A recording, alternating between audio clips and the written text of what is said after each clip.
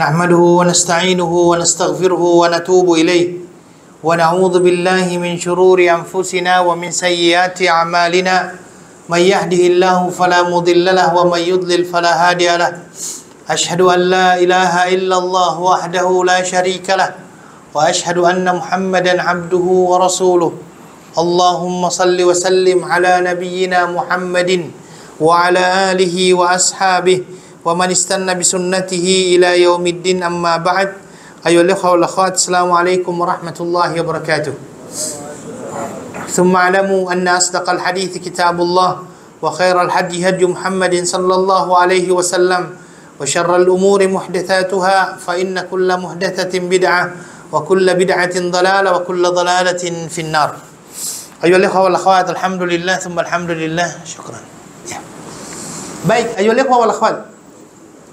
Malam ini insyaallah kita mulakan dengan ayat 168 saya akan bacakan. A'udzubillahi minasyaitonir rajim. Ya ayyuhan nasu kulu mimma fil ardi halalan thayyiba wa la tattabi'u khutuwatis syaitan innahu lakum aduwwum mubin. إنما يأمركم بالسوء والفحشاء وأن تقولوا على الله ما لا تعلمون. Ayat ini yang pertama adalah hai sekalian manusia, makanlah yang halal lagi baik dari apa yang terdapat di bumi dan janganlah kamu mengikuti langkah-langkah syaitan karena sesungguhnya syaitan itu adalah musuh yang nyata bagimu. Sesungguhnya syaitan itu hanya menyuruh kamu berbuat jahat dan keji dan mengatakan terhadap Allah apa yang tidak kamu ketahui. Ayo ikhwah, ayat ini dimulakan dengan ayat ya ayyuhan nasu, ya. Ya ayyuhan nasu. Ya ayyuhan nasu ada di dalam surah Al-Baqarah dan kita perlu ketahui bahwasanya suratul Baqarah ini adalah surah yang diturunkan di Madinah. Sedangkan kata-kata ya ayyuhan nasu itu biasanya adalah merupakan ciri khas untuk ayat-ayat yang diturunkan oleh Allah di Mekah. Jadi ada kaidah itu yang menyatakan, kaidah di dalam ilmu tafsir, ketika ayat dimulakan dengan ya ayyuhan nasu, kebanyakan ayat yang dimulakan dengan ya ayyuhan nasu itu kebanyakannya adalah ayat Makkiyah. Ya, ayat Makkiyah. Bismillah. Sedangkan ayat-ayat yang dimulakan dengan kata-kata ya ayyuhalladzina amanu itu kebanyakannya adalah ayat Madaniyah. Kenapa? Karena sebelum Nabi Shallallahu Alaihi Wasallam berhijrah, itu kan masih banyak orang-orang yang belum Islam. Masih banyak di antara mereka yang tidak beriman. Orang-orang kafir Quraisy banyak yang tidak beriman. Sehingga ketika ayat yang turun itu kepada Nabi Shallallahu Alaihi Wasallam biasanya dimulakannya dengan kata-kata ya ayyuhan nasu. Ya ayuhan nas, wahai sekalian manusia.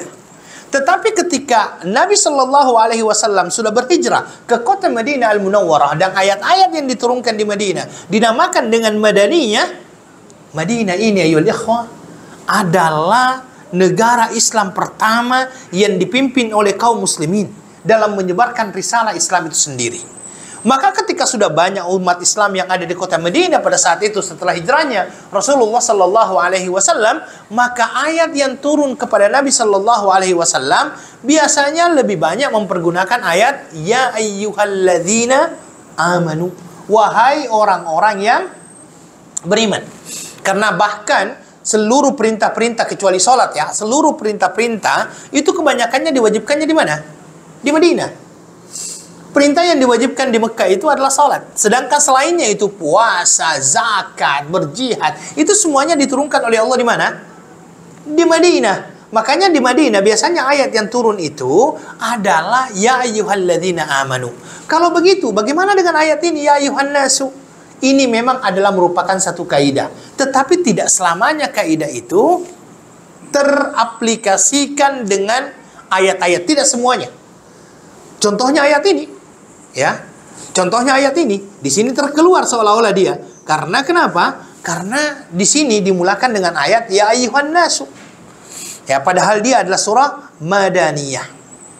Tayyib ayyuhal ikhwah. An-nas, manusia. Ya, an-nas manusia. Ini dalam bahasa Arab asalnya dia adalah unasun. Unasun. Ini adalah asalnya unasun. Kemudian setelah itu dihazaf ataupun dihilangkan huruf hamzanya, ya, untuk mempermudah, maka dia akhirnya menjadi an-nas. Maknanya apa? Banu Adam. Jadi kalau orang mengatakan an-nas, itu artinya adalah Banu Adam. Cuma ya ikhwah wal akhwat, kalau kita mencoba untuk mengkaji Al-Quran, manusia, ya, konsep manusia di dalam Al-Quran itu bermacam-macam. Kenapa? Kadang-kadang Allah mempergunakan kata-kata an-nas. Kadang-kadang Allah mempergunakan kata-kata al-ins, ya ma'syaral jinni wal ins. Kadang-kadang Allah mempergunakan al-insan, ya, al-insan. Hal ata 'alal insani hinum minal dahri lam yakun syai'an madhkura. Kadang-kadang Allah mempergunakan kata-kata al-bashar. Perbezaan ini, ya, menjadikan akhirnya terdapat perbezaan di dalam penafsiran. Ketika dikatakan an-nas, menurut sebagian ulama tafsir, ini lebih mengarah kepada sifat manusia. Ya, sifat manusia. Manusia itu berasal dari kata-kata nasia. Ya, ada sebagian ulama mengatakan dia berasal dari kata-kata nasia. Nasia itu artinya apa? Lupa. Lupa. Nasia yansa, lupa. Sebenarnya kalau kita mencoba untuk mengkaji lebih dalam lagi, bahasa kita Melayu manusia itu berasal dari bahasa Arab. Manusia. Ya, ma itu artinya apa-apa, nusia dari kata-kata nasya yansa, tapi dia menjadi majhul, apa-apa yang dilupakan. Makanya ada kata pepatah Arab mengatakan begini, wa ma summiya insanun insanan illa linisyanihi, dan tidaklah manusia itu dinamakan dengan insan kecuali dikarenakan dia banyak lupanya. Dan tahu tidak kalau seandainya lupa itu merupakan salah satu nikmat Allah yang sangat hebat juga. Orang kalau lupa, bayangkan kalau seandainya kita tidak pernah lupa, maka seluruh hal-hal yang menyedihkan kita itu senantiasa akan teringat. Makanya ada istilahnya lupa. Lupa itu sendiri adalah bagian daripada kenikmatan yang Allah berikan kepada kita. Kalau kita berkata yang dinamakan dengan lupa. Oke. Ya ayuhan nasu. Ya ayuhan nasu. Kemudian yang kedua di sini ada kata-kata kulu mimma fil ardi halalan tayyiba. Makanlah apa-apa yang ada di muka bumi ini. Ya, halal ma fil ardi halalan tayyiba, yang halal lagi baik. Ya. Maka ya ikhwah, di dalam Islam sebagai agama yang sempurna, segala apa yang berkenaan dengan manusia itu diatur. Salah satunya adalah berkenaan dengan masalah makanan. Makanya jangan sampai kita memandang sebelah mata yang namanya makanan ini. Karena di dalam Al-Quran sendiri Allah memberikan penekanan. Coba di dalam surah Abasa, kalau antum lihat di dalam surah Abasa, antum akan dapatkan ada kata-kata falyanzuril insanu ila ta'ami. Hendaklah manusia itu melihat kepada makanannya. Kenapa? Karena makanan ini mempengaruhi manusia, ya ikhwah. Makanan ini mempengaruhi manusia. Sampai ada seorang ulama yang mengatakan bahwasanya karakter manusia banyak dipengaruhi oleh makanannya. Saya kira dalam bahasa Inggris juga ada ya. You are what you eat. Kamu itu adalah apa yang kamu makan. Makanya di dalam Islam masalah makanan itu ada yang dihalalkan, ada yang diharamkan. Dan Islam menghendaki agar makanan itu tidak sembarangan. Tidak sembarangan, karena di situ dikatakan falyanzuril insanu ila ta'amihi, dan Islam mengatur yang namanya makanan itu sedemikian rupa. Makanya yang pertama yang menjadi kaidahnya di situ adalah bahwa makanan tersebut pertama harus halal. Halal itu bagaimana sebenarnya? Halal itu kalau boleh saya ringkaskan ada 3 yang perlu dilihat. Halal zatnya, halal prosesnya, halal cara mendapatkannya. 3. Halal zatnya, Islam sudah menjelaskan. Karena di dalam hadis dikatakan, innal halala bayyinun wal harama bayyinun. Yang halal itu sudah jelas, yang haram juga sudah jelas. Dan yang jelasnya juga memang sudah diterangkan oleh Allah di dalam Al-Quran. Bahwasanya seperti babi otomatis adalah haram. Apalagi yang haram-haram ini. Banyak yang haram-haram. Ular haram. Ya, ini adalah sesuatu yang memang sudah digariskan oleh Allah di dalam Al-Quran. Dan telah dijelaskan oleh Nabi Sallallahu Alaihi Wasallam di dalam hadis Rasulullah Sallallahu Alaihi Wasallam. Adapun yang tidak diterangkan, maka para ulama mengatakan mungkin saja dia lebih banyak mengarah kepada yang halal. Segala sesuatunya yang belum diterangkan, dia adalah halal. Ya, selama tidak ada kaidah-kaidah yang diberikan oleh para ulama. Ya. Kemudian yang kedua, bukan hanya zatnya yang halal, tetapi prosesnya juga adalah halal. Makanya di dalam Islam ada yang dinamakan dengan penyembelihan. Karena hanya itu yang bisa menjadikannya halal, penyembelihan. Kecuali ada beberapa, dan yang dimaksud dengan penyembelihan di sini adalah semua binatang darat, semua binatang yang hidup di darat kecuali belalang. Ya, ini kaidahnya itu. Seluruh binatang yang hidup di darat kecuali belalang perlu untuk disembeli agar dia menjadi halal. Kecuali belalang. Kalau belalang boleh tidak dimakan tanpa disembeli? Boleh. Ada yang makan belalang? Nabi Sallallahu Alaihi Wasallam, sahabat-sahabat Nabi banyak yang makan belalang. Kunna na'kulul jarat. Ya, kunna na'kulul jarat. Kami, kata sahabat Nabi, itu memakan belalang itu. Saya kira belalang itu, kata belalang semua sama ya memaknakannya. Gak tahu di sini belalang yang mana belalang? Yang terbang-terbang itu kan. Dan kalau seandainya sudah dibakar, rasanya seperti udang. Iya, rasanya seperti udang, Pak ya. Nah, itu belalang. Itu dihalalkan oleh Rasulullah SAW. Itu tanpa disembelih, boleh dimakan. Tetapi selain itu perlu ada penyembelihan. Makanya prosesnya harus ada. Penyembelihan ini ayoleh khawal-khawat. Juga ada prosesnya. Karena tidak sembarangan boleh dipotong. Yang dipotong itu adalah bagian tertentu. Yang bagian mana? Leher, bagian bawah. Makanya kalau seandainya ada yang potong bagian atas, halal tidak? Tidak. Kalau bagian atasnya ya. Karena para ulama menjelaskan itu.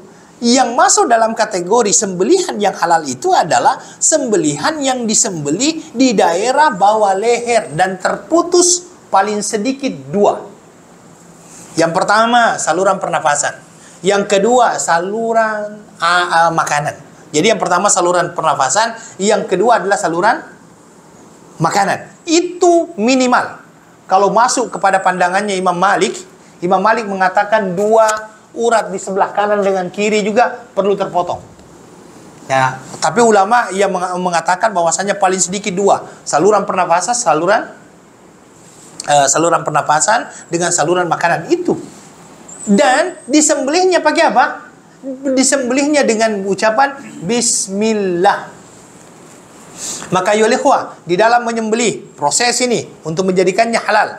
Proses untuk menjadikannya halal di dalam menyembelih. Pertama, yang perlu diperhatikan adalah ahliyatuz zabih. Ahliyatuz zabih itu artinya apa? Kemahiran seorang penyembelih. Dan tidak boleh menyembelih orang-orang yang tidak mahir di dalam menyembelih. Karena kenapa? Jangan sampai dia memotong sesuatu yang bukan yang sepatutnya dipotong, satu. Kemudian yang kedua, bukan malah menjadikan binatang tersebut selesa. Kan di dalam hadis dikatakan perlu diselesakan kan binatang tersebut. Falyurih dzabihatahu. Maka ini perlu ada ahliyatuz dzabih, orang yang pandai di dalam memotong. Ini yang pertama. Kemudian yang kedua, memotong di tempat yang sepatutnya dipotong, yang seperti yang saya sampaikan tadi, di bawah leher dengan memutuskan 2 paling tidak. Kemudian yang ketiga, alat yang dipakai adalah alat yang memang bisa mengeluarkan dam ataupun darah. Ya, yang bisa mengeluarkan dam ataupun darah. Dan ada 2 hal yang dilarang oleh Nabi Sallallahu Alaihi Wasallam dipakai. Apa itu? Pertama, tidak boleh memakai pisau yang terbuat dari tulang. Ya, tidak boleh memakai pisau yang terbuat dari tulang. Ada nggak pisau yang terbuat dari tulang? Ada. Dan bahkan dikatakan itu sangat tajam kalau terbuat dari tulang itu. Kemudian yang kedua, tidak boleh menyembelih dengan kuku. Tidak boleh menyembelih dengan kuku. Walaupun kukunya misalnya tajam, ada kan orang yang mempunyai kuku tajam kan. Kemudian setelah itu ada burung. Burung itu kan bisa ditarik gitu kan. Mungkin saja kan. Tapi itu dilarang. Dan kalau seandainya itu dilakukan, akhirnya menjadikan sembelihan itu menjadi haram. Jadi yang ketiga. Yang keempat, baca bismillah. Ya, baca bismillah. Makanya para ulama termasuk Imam Syafi'i mengatakan, barang siapa yang meninggalkan membaca bismillah ketika dia menyembelih dalam keadaan dia sadar dan sengaja tinggalkan, sembelihannya haram. Tetapi ketika dia tinggalkan membaca bismillah dikarenakan terlupa atau apa? Terlupa atau jahlan, belum tahu, maka insya Allah masih boleh diterima sembelihannya. Ya, masih boleh diterima sembelihannya dalam keadaan dia terlupa atau tidak tahu. Dari mana itu kita bisa ambil kesimpulannya? Ada sebuah hadis Nabi Shallallahu Alaihi Wasallam. Jadi ada orang-orang baru masuk Islam, menyembelih dia ini. Kemudian sembelihannya itu dikirim kepada kaum muslimin. Kaum muslimin pada waktu itu tidak mau memakan. Apa kata mereka? Kami ragu ya Rasulullah. Ini dibacakan bismillah tidak ini? Kata Nabi Shallallahu Alaihi Wasallam, karena di dalam hadis yang panjang itu dikatakan hadisu ahdin bi kufrin. Mereka baru saja masuk Islam.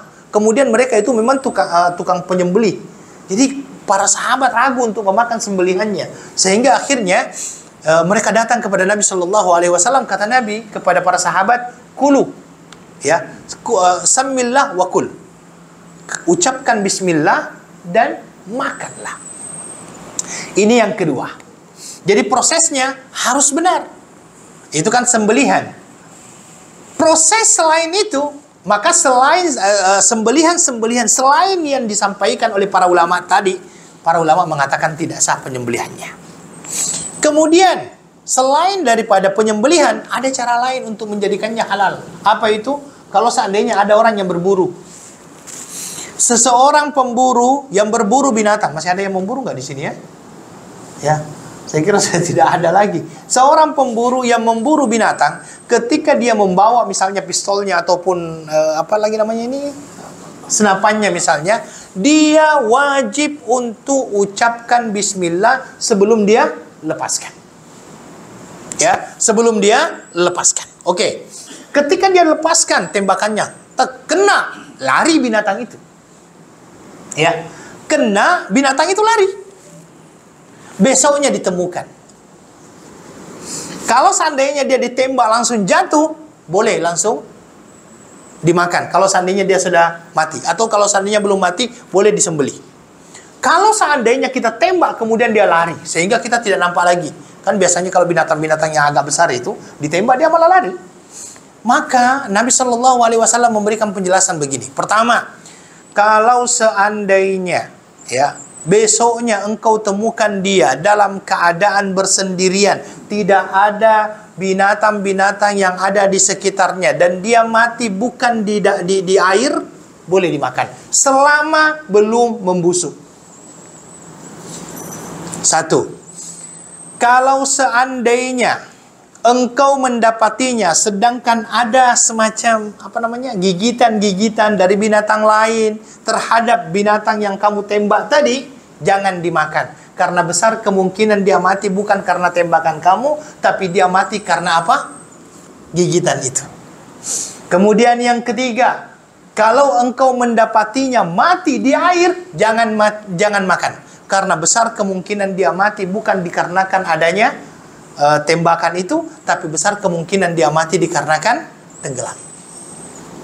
Itu jelas sekali itu di dalam Al-Quran, di dalam hadis Nabi Shallallahu Alaihi Wasallam dijelaskan secara terperinci. Itu cara menghalalkan. Makanya saya katakan zatnya, kemudian caranya, ya, caranya juga penting ada dan perlu untuk kita ketahui, ya, perlu untuk kita ketahui. Dan yang terakhir, ayolah akhwat, cara memperolehnya. Cara memperolehnya bagaimana? Ya jangan sampai dengan cara mencuri. Kalau mencuri memang mencuri ayam, makan ayam tersebut. Kira-kira hukumnya apa? Ya tetap haram. Karena cara mendapatkannya ya salah. Makanya kalau kita berbicara masalah halal, 3 hal ini perlu ada. Zatnya halal, prosesnya halal, kemudian yang ketiga adalah cara mendapatkannya yang halal. 3. Ya. Dan perlu untuk saya sampaikan tadi, di dalam hadis Nabi Shallallahu Alaihi Wasallam kita dapatkan, Nabi Shallallahu Alaihi Wasallam menjelaskan kepada kita berkenaan dengan berbagai macam binatang-binatang yang diharamkan oleh Allah Subhanahu Wa Taala, termasuk diantaranya likulli dzinabin minas siba, yang mempunyai taring, yang mempunyai kuku, yang mana kuku dan taring tersebut dipakai untuk berburu, itu dilarang untuk dimakan. Binatang-binatang buas dilarang. Kemudian ada binatang-binatang yang dilarang untuk dibunuh oleh Nabi Shallallahu Alaihi Wasallam. Seluruh binatang yang dilarang untuk dibunuh oleh Nabi, maka ia hukumnya adalah haram. Contohnya apa? Ada tidak? Binatang yang dilarang untuk dibunuh oleh Nabi. Semut. Semut. Dilarang dibunuh oleh Nabi Shallallahu Alaihi Wasallam. Kemudian yang kedua apa? Termasuk diantaranya, mohon maaf, kata. Ya, makanya kata itu para ulama mengatakan dia akhirnya menjadi tidak boleh dimakan dikarenakan hukumnya itu tadi, dia tidak diperbolehkan oleh Nabi untuk dibunuh. Nah, itu menjadi satu kaidah. Nah, para ulama mengatakan bagaimana mau menjadikannya halal kalau prosesnya ada larangan untuk membunuh binatang tersebut. Nah, ini adalah hal-hal yang perlu untuk kita ketahui bersama. Ya, dan begini, ya, kaidah kamu apa yang kamu makan. Saya teringat dengan pandangan ulama itu yang mengatakan bahwasanya ada beberapa sifat itu yang akhirnya berpindah dari binatang ke manusia dikarenakan dia banyak mengkonsumsinya. Ya, kenapa Allah melarang kita untuk, mohon maaf, mengkonsumsi yang namanya babi? Karena jangan sampai sifat-sifat buruk babi itu pindah kepada manusia. Seperti itu ya. Kenapa misalnya? Karena memang ulama mengatakan kalau kita banyak makan ayam, paling tidak ada sifat-sifat ayam yang pindah kepada manusia. Ya. Ini yang dikatakan oleh para ulama, ada karakter yang berpindah. Kenapa Nabi tidak mau makan, misalnya melarang makan yang namanya binatang buas? Ya jangan sampai kebuasan binatang tersebut berpindah kepada orang tersebut. Kemudian ayyuhal ikhwah, tidak semua yang tidak dimakan oleh Nabi itu adalah haram, tidak. Ada beberapa hal yang tidak dimakan oleh Nabi, termasuk diantaranya adalah apa? Dob. Dob itu diberikan kepada Nabi, tapi Nabi Shallallahu Alaihi Wasallam tidak mau memakannya. Ya, kata Nabi, di daerah kami tidak terbiasa makan seperti ini. Ya, karena memang ayyuhal ikhwah, berbeda antara satu daerah dengan daerah yang lainnya. Saya kira di sini kalau seandainya dikasih sate belalang, tidak ada yang mau makan kan? Tapi di tempat lain itu mungkin menjadi sebuah makanan yang sedap. Wallahu ta'ala alam. Halalan, tayyiban, tayyiban yang baik. Ya, tayyiban yang baik. Makanya Nabi Shallallahu Alaihi Wasallam memberikan kepada kita satu isyarat, kalau seandainya makanan-makanan tersebut sudah tidak baik, seperti misalnya sudah basi, alangkah baiknya untuk tidak dikonsumsi. Ya, sudah basi, kotor misalnya, alangkah baiknya kita untuk tidak mengkonsumsinya.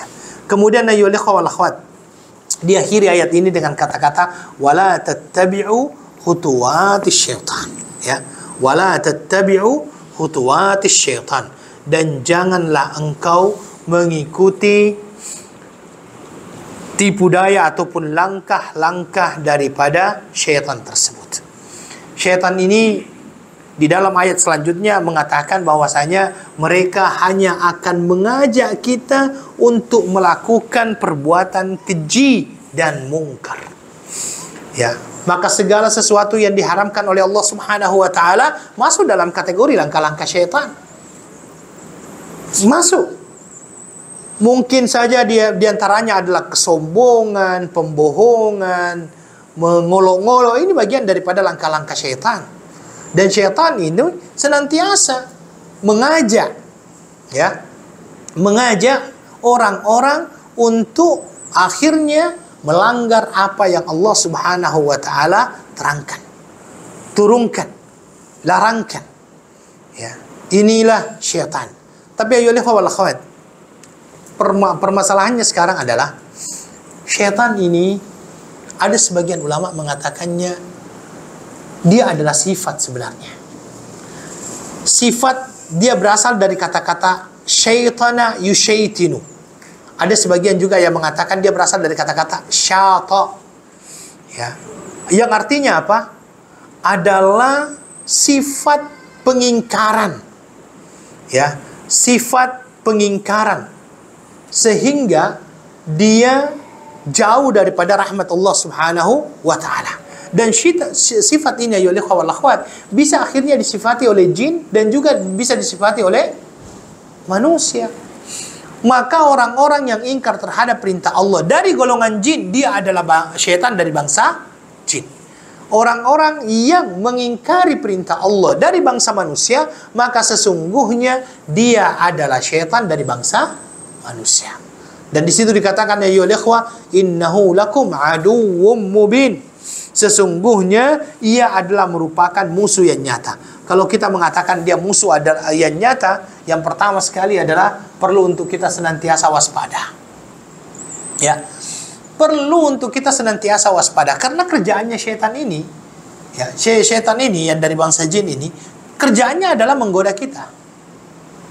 Dan mereka tidak akan pernah bosan untuk mengganggu manusia. Tidak pernah bosan untuk mengganggu manusia. Ya, maka di sinilah kita betul-betul harus senantiasa yakin bahwasanya kita mempunyai syaitan, mempunyai musuh, sehingga orang-orang yang merasa mempunyai musuh ini senantiasa siap siaga. Ya, senantiasa siap siaga karena jangan sampai musuh tersebut masuk. Ya, masuk tanpa kita ketahui. Wallahu taala a'lam. Ayo ikhwah, apa pelajaran yang kita bisa ambil di dalam ayat ini? Yang pertama sekali adalah karunia Allah Subhanahu wa taala sangat besar untuk hamba-hambanya. Kenapa saya katakan sangat besar untuk hamba-hambanya? Allah Subhanahu wa taala mengizinkan kita untuk mengkonsumsi apapun yang ada di dunia ini dengan syarat dianya adalah halal maupun thayyib. Dianya adalah halal maupun thayyib. Silakan. Mau makan apa? Buah-buahan, tafadhal. Mau makan hewan-hewan, silahkan. Bahkan kalau yang di laut lebih lagi. Sehingga ada orang yang mengatakan seluruh binatang, seluruh yang ada di laut hukumnya adalah halal, kecuali kapal. Kapal tidak halal itu. Jadi semuanya. Ya. Ini adalah merupakan karunia yang Allah berikan kepada kita. Bahkan di dalam hadis dikatakan huwal hillu maitatuh. Bangkainya saja yang namanya laut ini, itu adalah bangkai yang halal juga untuk kita makan. Ya, makanya saya tidak setuju sekali. Pernah nggak lihat ada orang yang menyembelih ikan? Ada. Jadi waktu itu saya lihat ikan apa 9 ya? 9. Bagaimana cara agar bisa mengkonsumsi ikan ini? Yang pertama dia perlu untuk disembelih dulu. Disembelihnya bagian. Saya bilang, Islam mudah ini kenapa dipersusah lagi? Ya, tidak ada. Di dalam Al-Quran juga sudah dinamakan begitu. Ya, bangkai yang boleh dimakan adalah bangkai ikan. Jadi kalau seandainya ada pertanyaan bangkai-bangkai apa yang boleh dimakan, ya bangkai ikan. Ya, karena itu memang yang disampaikan oleh Rasulullah Sallallahu Alaihi Wasallam. Kemudian yang kedua, ya wal akhwat, ya, adanya pengharaman untuk mengikuti langkah-langkah syaitan. Karena di situ Allah Subhanahu wa taala mengatakan wala tattabi'u khutuwatis syaitan innahu lakum aduwwum mubin.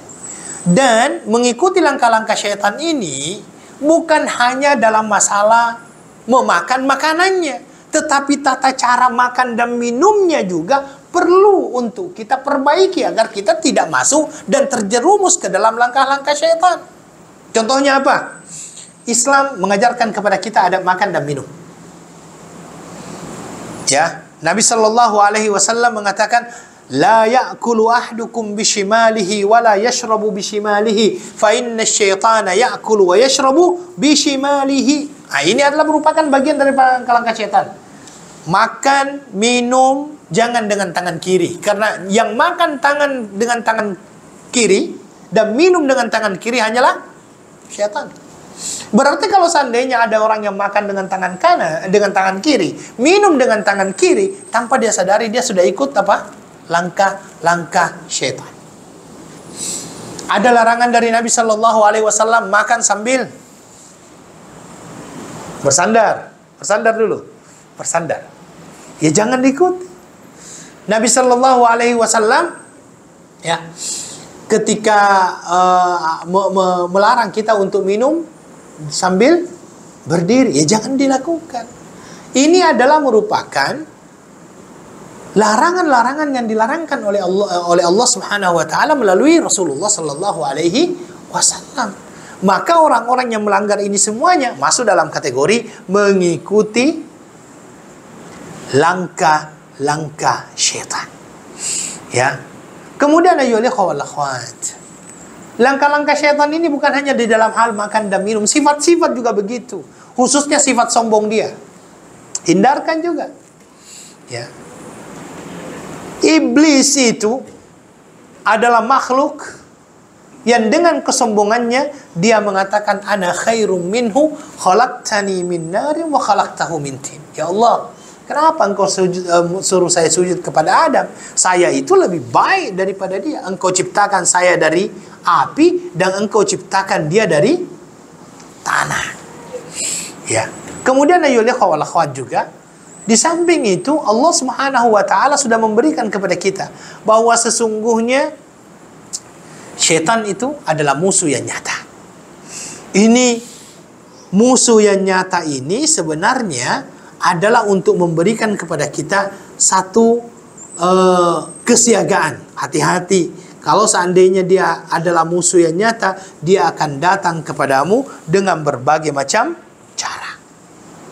Oke? Itu. Kemudian ayolah wal akhwat. Di situ di ayat selanjutnya yang saya katakan tadi, apa yang kita sampaikan juga bahwasanya innama ya'murukum bis-su'i wal fahsya wa an taqulu 'ala Allahi ma la ta'lamun. Sesungguhnya syaitan itu hanya menyuruh kamu berbuat jahat dan keji dan mengatakan terhadap Allah apa yang tidak engkau ketahui. Pelajarannya apa? Syaitan itu punya usaha. Syaitan itu punya usaha. Usahanya apa? Usahanya adalah menjadikan manusia sesat. Itu usaha dia. Kamu di situ dikatakan innama ya'murukum bis-su'i wal fahsya. Dia itu menyuruh kamu untuk menjadi orang-orang yang melakukan perbuatan keji dan mungkar. Itu menunjukkan dia mempunyai usaha untuk menyesatkan manusia. Ya. Dan semua usaha yang dilakukan oleh syaitan ini tidak ada yang baik. Tidak ada yang baik. Kenapa tidak ada yang baik? Lihat, ayat itu dimulai dengan kata-kata innama. Kaidah bahasa Arab, semua kata yang dimulai dengan kata-kata innama itu menunjukkan lil hasr. Hasr itu apa? Pembatasan. Allah seolah-olah memberikan pembatasan bahwa sesungguhnya syaitan itu tidak pernah menyuruh kepada yang namanya kebaikan. Yang dia perintahkan semata-mata adalah perbuatan keji dan jahat. Ya, keji dan jahat. Maka ya ikhwah, kalau seandainya ada seseorang yang di dalam hatinya ada keinginan untuk melakukan yang namanya kemaksiatan, maka ketahuilah itu adalah merupakan bisikan-bisikan syaitan, perintah-perintah syaitan yang senantiasa memerintahkan kita untuk melakukan kejahatan dan perbuatan keji. Apa yang kita lakukan? Berta'awuzlah. Berta'awuzlah. A'udzubillahi minasyaitonir rajim. Karena di dalam Al-Quran suratul A'raf, Allah subhanahu wa ta'ala menyatakan apa? Wa imma yanzaghannaka minasyaitani nazghun fasta'idz billahi innahu huwas samiul alim. Kalau seandainya di dalam hatimu ada bisikan-bisikan untuk melakukan yang namanya kejahatan, maka memintalah ampunan, memintalah perlindungan kepada Allah subhanahu wa ta'ala, karena sesungguhnya dialah Allah yang maha mendengar dan maha mengetahui. Kalau seandainya seseorang itu mempunyai bisikan-bisikan di dalam hatinya, karena itulah pekerjaan daripada syaitan. Coba lihat, qul a'udzu birabbin nas, malikin nas, ilahin nas, min syarril waswas. Min syarril waswasil khannas alladhi yuwaswis fi sudurin nas, minal jinnati wan nas. Yang senantiasa membisikkan ke dalam hati manusia. Thayyib ayyuhal ikhwah wal akhwat, ada satu lagi pekerjaannya syaitan. Dan ini penting untuk kita ketahui bersama. Di situ dikatakan apa? Wa antaqulu 'alallahi ma la ta'lamun. Dan mengatakan terhadap Allah apa yang kamu tidak ketahui. Hati-hati ini. Itu adalah merupakan perintah syaitan untuk berkata-kata berkenaan dengan Allah apa-apa yang kita tidak ketahui. Dan berkata-kata berkenaan dengan masalah ini terbagi menjadi 3 menurut para ulama. Ya. Pertama, menyatakan ini adalah merupakan perintah Allah. Ya, menyatakan bahwa ini adalah perintah Allah dan dia tahu berkenaan dengan masalah itu. Dan dia sampaikan bahwa ini adalah perkataan Allah, maka ini boleh untuk disampaikan.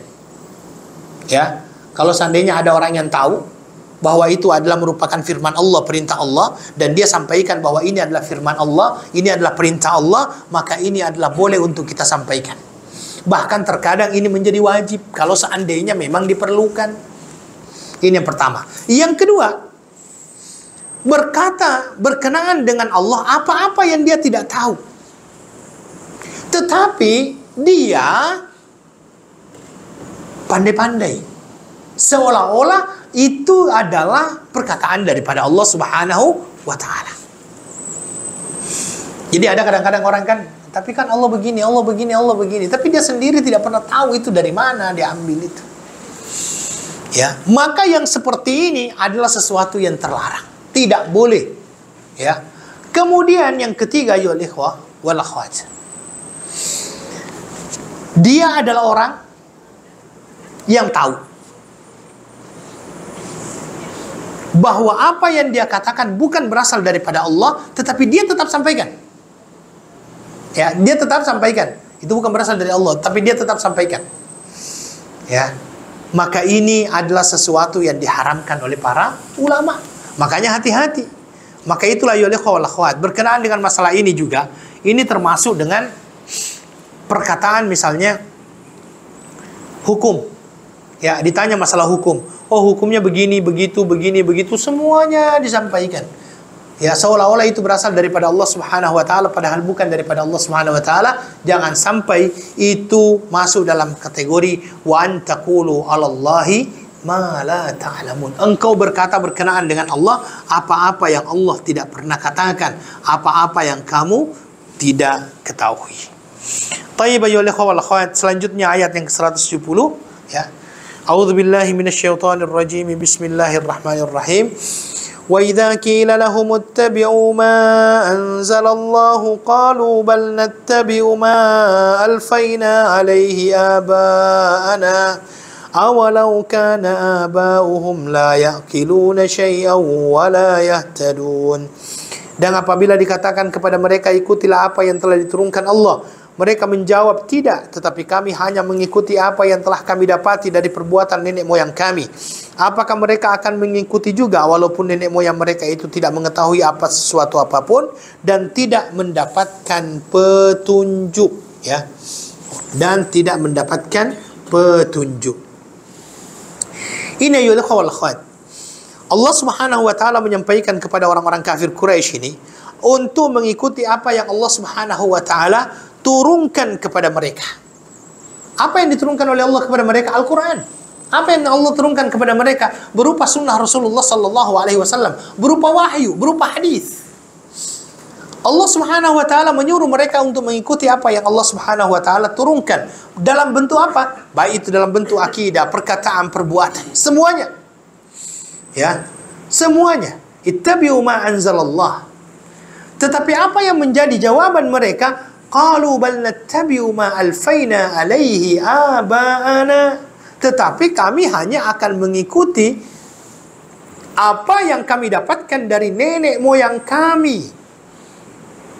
Apa saja itu? Dalam bentuk akidah, dalam bentuk perbuatan, baik itu baik maupun yang namanya yang buruk, semuanya mereka ikuti. Ya, ini keadaan kafir Quraisy pada zaman Nabi Sallallahu Alaihi Wasallam. Karena sesungguhnya banyak di antara mereka yang mengetahui Rasulullah Sallallahu Alaihi Wasallam, banyak di antara mereka yang memahami bahwa Nabi itu benar. Tapi mereka tidak mau mengikuti apa yang disampaikan oleh Rasulullah Sallallahu Alaihi Wasallam. Sampai pada tahapan mereka itu mencoba untuk menahan dakwah Nabi agar tersebar kepada kaum kafir Quraisy. Lebih-lebih lagi dari Abu Jahal, lebih-lebih lagi Abu Lahab. Mereka adalah penantang-penantang dakwah Nabi Sallallahu Alaihi Wasallam. Ya. Dan mereka senantiasa mengatakan bahwasanya kami hanya mengikuti nenek moyang kami. Padahal nenek moyang mereka itu adalah nenek moyang yang belum mendapatkan petunjuk atau tidak mengetahui mana kebenaran. Makanya gengsi, tahu gengsi ya? Ya, rasa sombong mereka itu yang menjadikan akhirnya mereka tambah jauh daripada Allah Subhanahu wa taala. Ayo ikhwan, Nabi Sallallahu Alaihi Wasallam sudah berusaha untuk menyebarkan Islam itu, dan Nabi Sallallahu Alaihi Wasallam mendapatkan berbagai macam kecaman, cabaran daripada kaum kafir Quraisy pada saat itu. Sampai-sampai mereka itu datang kepada Abu Talib. Siapa Abu Talib? Pakciknya Nabi Sallallahu Alaihi Wasallam. Dia meminta, dia mengatakan, wahai Abu Talib, serahkanlah anak kamu itu kepada kami untuk kami bunuh, dan kami akan berikan kamu pemuda yang terbaik untuk kamu pelihara. Kata Abu Talib, betapa buruknya permintaan kamu itu. Saya berikan anak saya untuk kamu bunuh, dan kamu berikan anak kamu untuk saya pelihara. Begitu seterusnya. Dan Nabi Sallallahu Alaihi Wasallam berhadapan dengan berbagai macam cabaran. Karena apa? Karena Nabi Sallallahu Alaihi Wasallam mencoba untuk mengeluarkan mereka dari amalan-amalan yang selama ini mereka lakukan, tetapi mereka dapatkan dari nenek moyang mereka, dan tidak tahu apakah itu benar atau tidak, kepada dakwah tauhid. Sampai-sampai Nabi Sallallahu Alaihi Wasallam, ayo ikhwah, itu pernah diboikot. Ya, boikot yang mengenai Nabi Sallallahu Alaihi Wasallam itu bukan boikot biasa, boikot yang luar biasa. Nabi Sallallahu Alaihi Wasallam berada di sebuah tempat yang bernama Syi'ab Abi Talib. Syi'ab Abi Talib ini satu lembah. Di situ adalah tempatnya Abu Talib. Di situ Nabi Sallallahu Alaihi Wasallam diboikot oleh orang-orang kafir Quraisy pada saat itu. Sehingga apa yang terjadi? Boikotnya itu bukan jangan membeli, bukan. Jangan menikah, jangan nikahkan. Ya, jangan menikah dengan wanita-wanitanya, jangan nikahkan anak-anakmu dengan mereka. Satu. Jangan menjual, jangan membeli. Ya, jangan bercampur, jangan bersama, bahkan jangan berbicara. Itu kan boikot sempurna itu. Dilakukan oleh mereka karena mereka tidak mau kalau seandainya apa yang mereka yakini selama ini itu diganggu oleh Nabi Sallallahu Alaihi Wasallam, dan Nabi lakukan itu semuanya. Artinya lalui itu semuanya. Dalam riwayat sampai Nabi Sallallahu Alaihi Wasallam itu hanya makan pohon-pohon, ya apa namanya ini, pucuk-pucuk pohon itu, dan juga makan kulit-kulit. Itu yang dilakukan oleh sahabat Nabi Sallallahu Alaihi Wasallam. Ya. Dan di semuanya dilalui oleh Rasulullah Sallallahu Alaihi Wasallam karena mereka adalah orang-orang yang tidak mau terusik ini. Ya. Berapa tahun Nabi Sallallahu Alaihi Wasallam melalui itu? 2 sampai 3 tahun. 2 sampai 3 tahun Nabi Sallallahu Alaihi Wasallam melalui itu. Boikot tersebut dilalui oleh Rasulullah Sallallahu Alaihi Wasallam sampai pada akhirnya Allah menunjukkan kekuasaannya, Jadi itu perjanjian itu kan ditampal di Ka'bah, tetapi Allah menunjukkan kuasanya ada anai-anai yang memakan perjanjian tersebut, sehingga perjanjian itu akhirnya terhapus dengan sendirinya. Yang hebatnya lagi, anai-anai yang memakan perjanjian itu hanya memakan isi perjanjiannya, sedangkan kata-kata Bismillah, kata-kata Allah di dalam perjanjian itu tidak ada yang disentuh oleh anai-anai tersebut. Sampai akhirnya batal. Batalnya itu tidak menghentikan dakwah, tidak menghentikan usaha mereka untuk menghentikan Rasulullah Sallallahu Alaihi Wasallam. Dan Nabi juga tidak pernah juga lagi sudah tidak pernah merasakan yang namanya ketakutan. Yang terakhir itu ketika Abu Talib sudah tua, umur 80 tahun. Umur 80 tahun Abu Talib pada saat itu, 3 bulan sebelum Abu Talib wafat, ada beberapa orang kafir Quraisy itu datang kepada Abu Talib dan dia berkata, wahai Abu Talib, ini anakmu semakin hari semakin menjadi jadi ini. Ya, sudahlah begini aja, kita buat perjanjian lah, kata dia. Apa perjanjiannya? Gini aja lah, kami juga sudah bosan untuk mencegah dia, tapi dia tidak mau berubah. Bagaimana katanya? Kalau seandainya Muhammad itu urus agamanya sendiri, jangan berdakwah kepada kami yang sudah mempunyai keyakinan. Kami pun tidak mengganggu dia. Jadi kan seolah-olah itu adalah merupakan sebuah win-win solution ya. Ya udahlah Muhammad, udahlah urus apa namanya? Urus anggotanya sendiri, kami mengurus anggota kami sendiri. Gimana? Nabi Abu Talib pada saat itu umur 80 tahun itu sudah agak khawatir dengan Nabi. Dia sudah merasa bahwa saya sudah tua, sebentar lagi saya sudah wafat, begitu kan. Dan kalau seandainya apa yang terjadi sekarang ini berkelanjutan, bagaimana Muhammad ke depannya tanpa Abu Talib? Abu Talib berpikirnya begitu. Sampai pada akhirnya Abu Talib memanggil Nabi Sallallahu Alaihi Wasallam. Di depan orang-orang ini, orang-orang kafir Quraisy yang meminta tadi itu, Nabi Sallallahu Alaihi Wasallam, Abu Talib berkata kepada Nabi, wahai anakku, bagaimana menurut kamu pandangan mereka, baik atau tidak? Kata Nabi Sallallahu Alaihi Wasallam, wahai pamanku, coba tanya sama mereka, mau tidak saya ajarkan satu kata. Kata itu adalah kata kalau seandainya mereka ucapkan, mereka bisa menjadikan orang Arab maupun non-Arab tunduk sama mereka. Apapun yang mereka katakan, orang akan hormat kepada dia. Satu kata aja. Orang-orang yang berada di hadapan Nabi ini semuanya bertanya-tanya, ini kata-kata apa kira-kira ini? Yang begitu hebatnya sampai dikatakan orang-orang Arab maupun yang bukan Arab akan tunduk dengan kata-kata itu. Akhirnya ditanya kepada Nabi, apa kata-kata itu? Kata Nabi, la ilaha illallah. Marah mereka. Dan mereka berkata, adakah engkau mau memisahkan kami daripada Tuhan-Tuhan kami yang selama ini kami sembah, yang diajarkan oleh bapak-bapak kami? Itu kata-kata mereka. Mereka memang susah untuk merubah itu keyakinan. Sampai-sampai ketika Abu Talib wafat, itu kan mau wafat, itu terjadi sebuah niza itu antara kebenaran dengan kebatilan. Nabi Shallallahu Alaihi Wasallam ketika mendengarkan bahwa pamannya dalam keadaan sekarat, dia langsung datang. Apa yang dia katakan kepada pamannya? Kul ya ammi, katakan wahai pamanku, la ilaha illallah, la ilaha illallah, saya akan menjadi penjaminmu di hadapan Allah pada hari kiamat. Tetapi apa kata Abu Lahab? Abu Talib, kamu sudah mau meninggalkan agama daripada Abdul Muttalib. Abdul Muttalib siapa?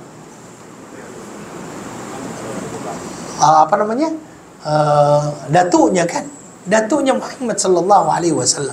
Kamu mau tinggalkan agama ayahmu dalam keadaan seperti itu? Akhirnya Abu Talib sebelum menghembuskan nafasnya, dia mengatakan, saya masih berada di agama Abdul Muttalib. Setelah itu dia wafat. Nabi Sallallahu Alaihi Wasallam sangat sedih.